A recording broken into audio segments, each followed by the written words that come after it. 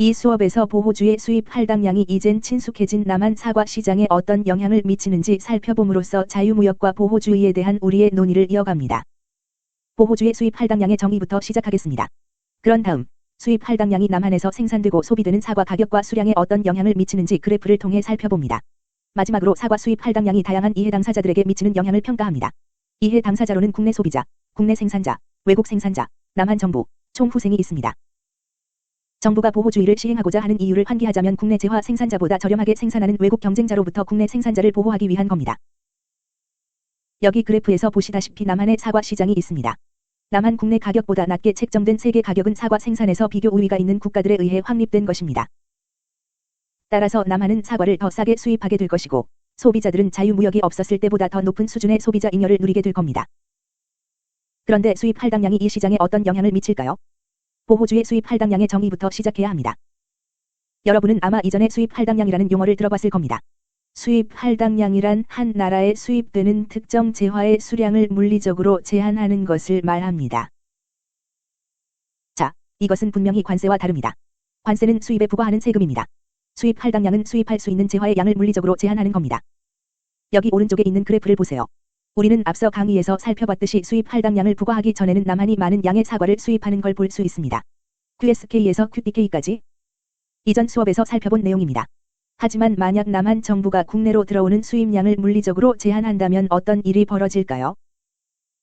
정부가 수입을 여기 그래프에 있는 두 개의 정사각형에 해당하는 양으로 제한했다고 칩시다. 사과 수입의 한도는 QSK에서 QQ까지입니다. 그걸 수입 할당량이라고 합시다. 합법적으로 남한 국내 수입이 허가된 사과 수량은 QSK에서 QDK까지였다가 급격하게 감소하여 이젠 QSK에서 QQ까지입니다. 이 수입 할당량 부과 이후 사과 시장은 어떤 일이 벌어질까요? 우리가 우선 주목할 사실은 PW라는 원래 균형 세계 가격일 때 사과 수요량이 공급량을 초과하고 있다는 점입니다. 경제학에서 이것을 설명하는 단어가 있습니다. 우리는 이를 부족이라고 합니다. 사과 수입 허용량이 QSK에서 QQ로 감소했기 때문에 사과가 부족합니다. 그래서 지금 우리한테 수입은 이만큼 있고 QQ에서 QDK까지는 부족합니다. 미시경제학에서 배운 것처럼 부족은 재화 가격에 상방 압력을 가합니다. 이것이 바로 수입 할당량 부과 이후에 남한의 사과 시장에서 벌어질 일입니다. PW였던 가격이 상승하기 시작합니다. 하지만 사과 가격 상승이 한국의 사과 공급자와 구매자에게 어떤 영향을 미칠까요? 공급의 법칙은 재화 가격이 상승하면 공급량도 상승하기 시작한다고 말합니다. 당연히 그렇게 되리라 예상할 수밖에 없습니다. 사과 가격의 상승은 국내 공급 곡선을 따라가는 움직임으로 이어집니다. 하지만 그걸 실현하는 방법으로 새로운 국내 공급 곡선이 존재하는데 이 곡선은 PW에서 시작하는 우상향 곡선으로 한국의 사과 가격이 상승함에 따라 국내 공급량이 증가한다는 것을 보여줍니다. 가격 상승은 남한 사과 농부들에게 사과를 재배하고 시장에 내다 팔도록 유도할 겁니다. 동시에 사과 가격 상승은 수요량 감소를 야기합니다. 그래서 우리는 우리의 남한 수요 곡선을 따라가는 움직임을 보게 됩니다. 시장은 장기적으로 새로운 균형을 달성하게 됩니다. 남한의 수입 할당량을 동반한 공급 곡선 SKQ와 남한의 수요 곡선 DK의 교차점이 새로운 균형입니다. 그 결과 새로운 국내 수요량 QD1이 도출됩니다.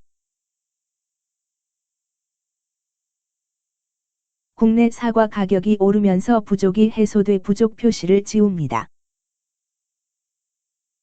우리는 수입 할당량 적용 후 남한 사과의 새로운 균형 가격을 도출했습니다. 이 균형 가격은 수입 할당량 적용 후 가격이므로 PQ라고 하고 새로운 균형량은 QD1이라고 합시다. 아니 그 명칭을 변경하겠습니다. 약칭의 의미가 새로운 균형량이므로 Q1이라고 합시다. 사과 부족은 없습니다.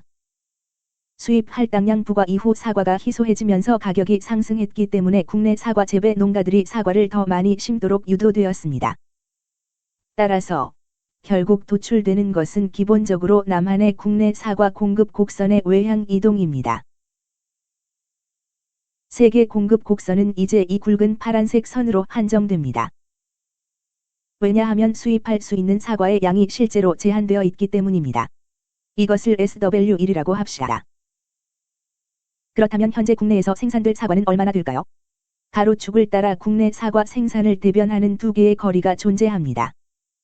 0에서 QSK까지의 거리는 국내 생산입니다. QQ에서 Q1까지의 거리는 국내 생산입니다. 따라서 남한의 사과 소비 총량은 0에서 Q1까지이지만 그중 한 덩어리는 수입으로 구성되어 있으며 그중 한 덩어리는 국내 산출량으로 구성됩니다. 이 그래프는 관세 다이어그램보다 좀 더 혼란스러워 보입니다. 하지만 이제는 이것을 해부하여 이 수입 할당량이 국내 소비자, 국내 생산자, 그리고 다른 이해관계자들에게 미치는 영향을 평가할 시간입니다. 이제 국내 소비자들부터 시작하겠습니다. 그건 매우 쉽게 확인할 수 있을 겁니다. 가격은 더 오르고 수요량은 적기 때문에 가격 상승과 공급량 감소로 인해 소비자 잉여가 감소하고 있습니다.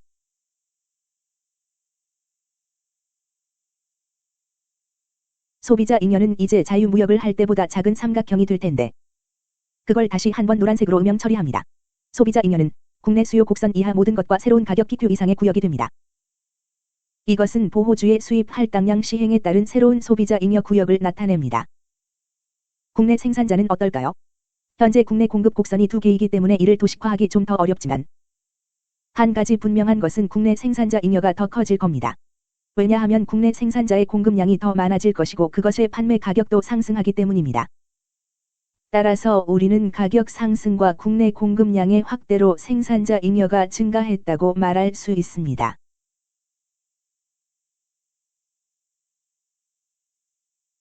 국내 생산자 잉여는 이제 공급 곡선 이상에서 우상향 이동해 국내 기업이 공급한 수량인 QSK까지 가고 그 다음은 새로운 가격까지 해당합니다. 이 파란색 모양입니다. 그 뒤로 국내 공급 곡선은 다른 영역에서 재개되며 새로운 QQ 이상에서 우상향 이동해 Q1까지가 해당합니다. 따라서 수입 할당량을 부과한 뒤로 국내 생산자 잉여를 대표하는 두 가지 구역이 존재합니다. 왜냐하면 가로축을 따라 두 개의 국내 산출량 구간이 존재하기 때문입니다. 그러고 나면 그래프 한가운데 큰 흰색 사각형이 덩그러니 남습니다. 그건 무엇을 대변하나요? 이제 외국 생산자에게 미치는 영향에 관해 이야기해 보겠습니다. 흥미롭게도 쿼터의 부과는 관세 부과보다 외국 생산자들에게 덜 해로운 영향을 미칩니다. 그 이유는 가격 인상분이 실제로 외국 생산자 몫으로 넘어가기 때문입니다. 나는 수입 할당량 부과 이전 외국인 생산자의 수입 구역을 초록색 외곽선으로 구분하겠습니다. 수입 할당량 이전의 수입량은 세계 가격 PW를 곱하면 됩니다. 그러나 수입 할당량 부과 이후 수입량은 크게 제한되지만 가격은 상승합니다. 자, 이제 초록 외곽선을 없애고 보라색 외곽선으로 수입 할당량 부과에 따른 외국 생산자의 매출 구역을 구분하겠습니다. QSK에서 QQ까지의 수입량의 PQ라는 새로 인상된 세계 가격을 곱합니다. 보라색 직사각형 크기의 외국 생산자 수입이 존재합니다. 전체적으로 수입 할당량은 외국인 생산자의 수입을 감소시킬 가능성이 높습니다. 하지만 여전히 외국인 사과 생산자는 남한 시장에서 사과 판매가 가능하고 더 높은 가격의 사과를 팔면서 수입을 챙기게 됩니다. 정부에 납부해야 할 세금이 없기 때문입니다. 자, 여기 보시면 수입 할당량은 외국 생산자들에게 복합적인 영향을 끼친다고 할 수 있습니다. 수입량은 줄어들지만 수입 사과에 대해 외국 생산자가 받는 가격이 높습니다. 그래서 사실 남한에 들여오는 사과로 큰 이윤을 볼 수 있습니다. 하지만 남한 국내에 들어오는 사과는 줄어들 것입니다. 정부는 어떨까요? 이 그래프에는 실제로 정보 후생 영역이 없습니다. 관세와 달리 수입 할당량이 정보 세입을 창출하지 않기 때문입니다. 따라서 할당량에 의해 창출되는 수입이 없어서 정보 후생에는 실제로 아무런 영향도 주지 않습니다. 여러분이 시험 문제로 수입 할당량과 관세 중에 어느 것을 활용하는 것이 맞는지 타당성을 평가하라는 질문을 받는다면 이 내용을 활용할 수 있습니다. 관세의 경우 소비자 잉여는 줄고 생산자 잉여는 늘어난다는 점에서 국내 생산자와 국내 소비자에게도 비슷한 영향을 미칩니다. 그러나 관세는 정보 세수를 창출하므로 학교 건설이나 의료 보장을 제공하는 등 사회기반 시설 개선에 사용할 수 있습니다. 반면 수입 할당량은 그러한 정보 수입을 창출하지 않기 때문에 따라서 정부가 보호주의를 사용해야 한다면 수입 할당량은 관세보다 바람직하지 않을 겁니다. 총후생에 미치는 영향은 어떻습니까? 놀랄 것도 없이 수입 할당량으로 인한 총후생의 손실이 존재하게 됩니다. 부정적 외부 효과나 긍정적 외부 효과가 발생하지 않는 재화에 대해 정부가 시장에 개입할 때면 언제나 총후생 손실이 존재합니다. 그래서 제 두꺼운 검은색 펜을 다시 사용해서 수입 할당량 부과로 인한 후생 손실 영역을 음영 처리할 것입니다. 이 삼각형은 어디서 왔을까요? 이것은 한때 PW의 싼 가격에 사과를 구입할 수 있는 소비자들이 향유하는 국내 소비자 잉여였습니다. 하지만 수입 할당량 부과로 가격이 오르고 수입량이 줄어들면서 소비자 잉여의 손실을 대가로 국내 생산자의 후생을 개선했습니다. 따라서 이 검은 부분은 수입 할당량에 따른 후생 손실 더밸류에를 나타냅니다. 또한 여러분은 외국인 생산자 수입의 상단 부분이 후생 손실의 한 형태라고 말할 수도 있습니다. 왜냐하면 수입 할당량 이전에는 국내 소비자 잉여 구역이었기 때문입니다. 그렇다면 이게 진짜 뭘까요? 그건 외국인 생산자에게 이전되는 후생입니다. 따라서 반드시 사장 손실이라고 할 수는 없습니다. 왜냐하면 그것은 할당량 부과로 인한 비효율성이 아니기 때문입니다. 오히려 현재 남한에서 사과를 더 높은 가격에 판매하고 있는 외국 생산자들에게 국내 소비자의 후생을 이전하고 있는 겁니다. 따라서 총 후생에 미치는 영향은 또다시 부정적입니다. 소비자 잉여 감소가 국내 생산자 잉여 증가를 웃돌기 때문에 손실이 존재합니다.